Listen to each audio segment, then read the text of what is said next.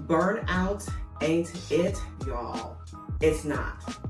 Burnout is not the right language when we're talking about what Black women and brown women leaders experience on a day-to-day basis. I know you know what I'm talking about.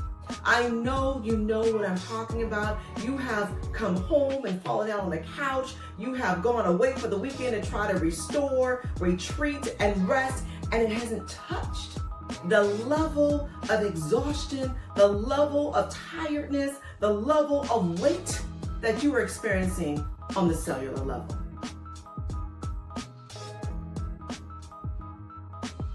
My name is Aché, if you're joining me for the first time, and I am here to unpack why the word burned out was never built to carry what Black women and brown women leaders experience. So let's talk about it. I always say that you live at the level of your language. You live at the level of your language. Words are not used just to describe your experience. Words are used to shape how you perceive things, to shape how you problem solve, to shape what you think are the possibilities. And so when we're using the wrong language, then we're off track. When we use the wrong language, then we misdiagnose. And when we misdiagnose, then we can't get the proper response. So, where did the word burnout come from? In 1974, psychologist Herbert Freudberger actually came up with that term to explain what caregivers and healthcare workers were experiencing when they were completely exhausted. They had an extreme workload and they were feeling tired and exhausted, and he described that as burnout, depletion, needing more rest, needing more time to recover. Now here's the thing, if resting and just recovering was the only thing we had to contend with, we'd be all right.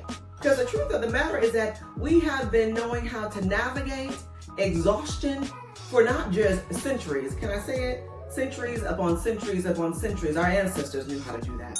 So when we talk about what we're experiencing, and the reason why burnout doesn't capture it, because it doesn't tell the truth of what we're experiencing. So let's just zoom out a little bit. Research and studies show that women disproportionately carry the relational and the emotional labor in the workplace. There's an expectation for women to manage their emotions, not just their emotions, actually everyone's emotions, to be the peacekeeper, to manage the tone in the room, to make sure there's harmony. There is that expectation, all while performing at a high level. Now I want you to layer on the race. Layer on being Black on top of that. It's heavier, it's deeper, and it costs more. And this is why burnout is not the right word that will capture what Black and brown women leaders contend with on a day-to-day basis. Let me ask you something. Did you know that Black women have a better outcome having a successful pregnancy as a teen than they do in their 20s, 30s, or 40s? Yep. Now, I am not condoning teen pregnancy. The question to ask is, what is that reason? Why is that? Because if you look at white women, look at this chart. You can see that when white women are in their teens, the risk of pregnancy is higher. When they're in their 20s, there's still a high risk. But you get down to the bottom of that U, the risk is lower. But look at it, what it is like for Black women. You see the line? It's like a linear line. It is actually better for Black women to have, or the chances I should say, to have a positive and healthier pregnancy is as a teen. In their 20s and their 30s and their 40s is more challenging. And do you know what the reason is?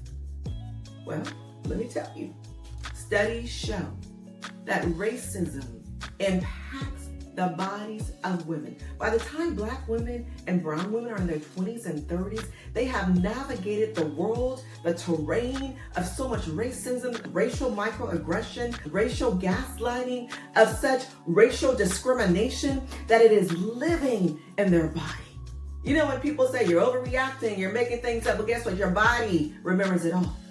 And it is right there causing wear and tear across all the different systems in our body, so that when we're 20, our bodies are impacted. And when we're 30, it's even more impacted. And by the time we're in our 40s and 50s, it is terrible. And so that is why in 2024, Harvard researchers stated that it is evidence that racism accelerates the aging of Black women.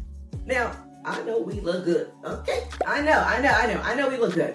But here's the thing. The internal systems, our internal organs, our brain, because of what we endure and battle, and I'm using that word intentionally, because of what we endure and battle on a day-to-day, moment-to-moment, and hour-to-hour basis, our systems are impacted by that. On a cellular level, on this internal systematic level. So you want to talk about burnout? No, that does not capture what it is that we experience. And can I just say that I see y'all. I see you. And I know you know what I mean. I know you know this. You get up and you go to work, but you're just not having to contend with work. There's so many other layers that you have to deal with. There's so many other landmines that you have to step over and avoid with your head on the swivel and the hypervigilance and the stress. I see you.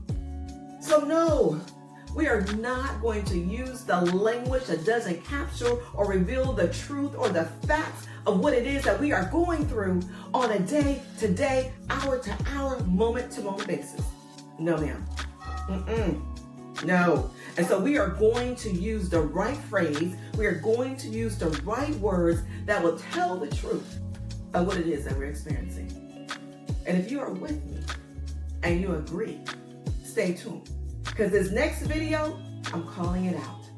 We are going to articulate the truth into the atmosphere and call it what it is. In the meantime, I'll go ahead and finish my salad that I've been doing, but I will see you in the next video.